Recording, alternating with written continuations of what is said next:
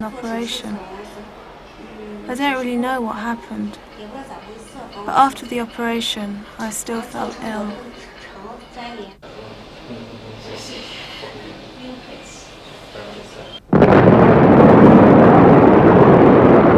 After radiation exposure, one of the cancers which appears most quickly is leukemia. If there are more people getting leukemia, it'll be a strong indication of the effects of the nuclear explosions. There are no statistics for leukemia here, but as far as we can see, more and more people are getting it. The number of people who have it now is much higher than before. This young boy is seriously ill with leukemia.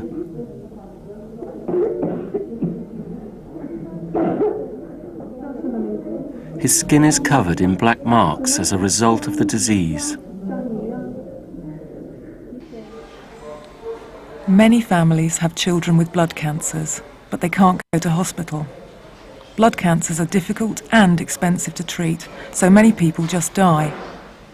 Some of the people are diagnosed, but then realise they can't afford the treatment, so they leave.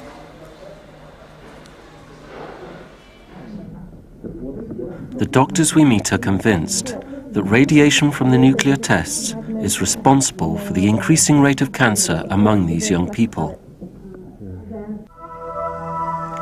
But they also say the Chinese state is blocking all access to the truth. The nuclear explosions have caused increased air and water pollution. We can't do research into it. It's not allowed. We can't do any of the research.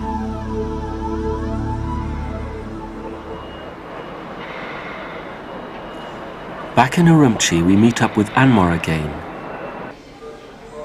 He's managed to smuggle out a batch of documents from the hospital. Our excitement at getting hold of them is mixed with anxiety over the increased risk. Among Anwar's haul, there are many scientific papers on radioactive contamination from the nuclear tests. But they all contain the same blanket denials. According to the Chinese, the nuclear bombs did not cause any radiation contamination in the Silk Road towns, and there were no ill effects for the local population. But evidence from the international scientific community shows this to be untrue. Fallout from Chinese nuclear tests was detected 5,000 miles away, even in Britain. We spend the night sifting through piles of documents. Suddenly we get a break. A scientific paper from the epidemiology department of Xinjiang Medical College. It says that here in Urumqi, the largest city near the test zone, the number predicted to die from cancer is going to virtually double between 1993 and the year 2000. An extraordinary increase. We record the sensitive documents onto videotape so we can smuggle them out as tourist film. We are now determined to get hold of further documentary proof. Anwar decides to take a huge gamble. He asks his contacts directly to get him access to a specific, highly confidential document. He knows that any one of them might betray him to the police. To avoid any suspicion, we return to our role as tourists.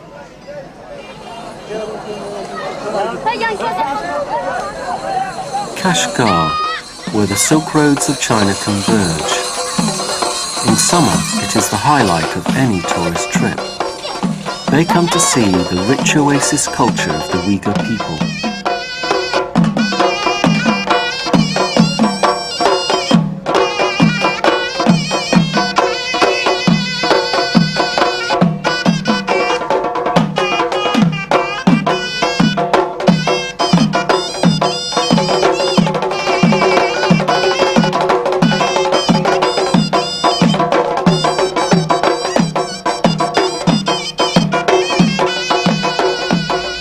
By race, they are not Chinese at all.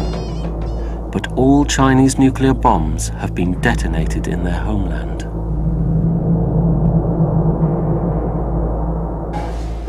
A local contact takes us to secret meetings with more patients. Radiation can cause children to be born with cleft palates. Here we meet one such child out of the many born into families living downwind of the test zone. After the bombs were exploded 10 years ago, in the towns near the test site, many children were born with cleft palates. We found that for every 10 patients, 8 had cleft palates. For a doctor to see 8 out of 10 child patients with cleft palates is unusual and a clear indication of the effects of the nuclear tests. The incidence of congenital deformities is very high. We also have deformities such as enlarged stomach, enlarged bowel, enlarged head, and gynecological problems. There are many children with deformities that we never find out about. They just die. Nobody has ever said it, but we think the nuclear pollution is the cause. This 6-year-old boy is typical of the children we meet. His doctor's report states that his brain has not formed normally.